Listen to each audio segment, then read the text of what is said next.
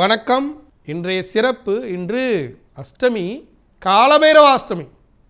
காலபைரவருடைய பிறந்த நாளாக வரக்கூடிய ஒரு அஷ்டமி.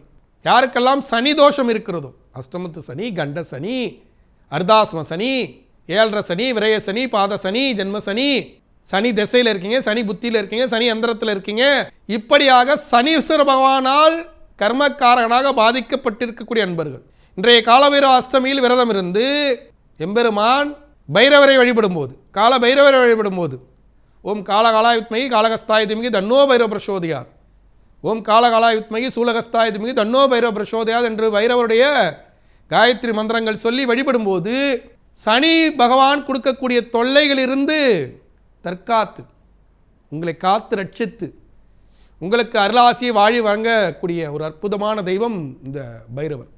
அந்த பைரவருடைய தினத்தில் அவரை மனதார பிரார்த்தனை செய்து, இதில் பூசணிக்காயில் விளக்கேற்றுறோம், தேங்காய் எண்ணெயில் விளக்கேற்றுறோம், நெய் விளக்கேற்றுறோம். பூசணிக்காயில் விளக்கேற்றும் போது தொழில் சார்ந்த பிரச்சனைகளானது தீரும். தேங்காய் எண்ணெயில் விளக்கேற்றும் போது தேங்காவில் விளக்கேற்றுவாங்க.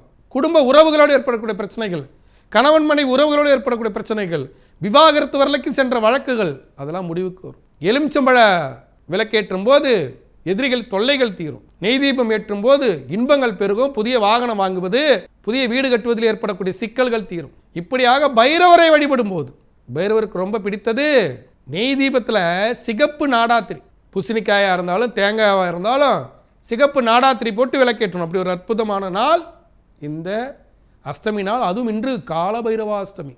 இந்த காலபைரவ அஷ்டமி நாளில் யாரெல்லாம் பைரவருக்காக விரதம் இருந்து பைரவரை செவிக்கிறார்களோ அவர்களுக்கெல்லாம் துன்பமானது தீரும். ஏன்னா சனீஸ்வர பகவான் போலீஸ்காரர் மாதிரி, அவர் என்ன பண்ணுவார், தப்பு பண்ணது கூப்பிட்டு அடிச்சிருவார்.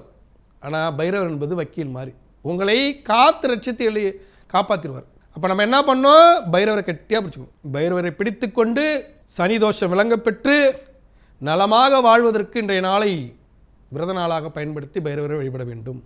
இன்றைய நாளில் அனைவரும் பைரவரை வழிபட்டு சனி தோஷம் நீங்க பெற்று நலமாக வளமாக வாழ வாழ்த்துக்கள். நாளை மீண்டும் ராசிபலன் நிகழ்ச்சியில் உங்களை சந்திக்கும் வரை உங்களது விடைபெறுவது உங்கள் வாழ்வியல் ஜோதிடர் டாக்டர் சீதா சுரேஷ். நன்றி, வணக்கம்.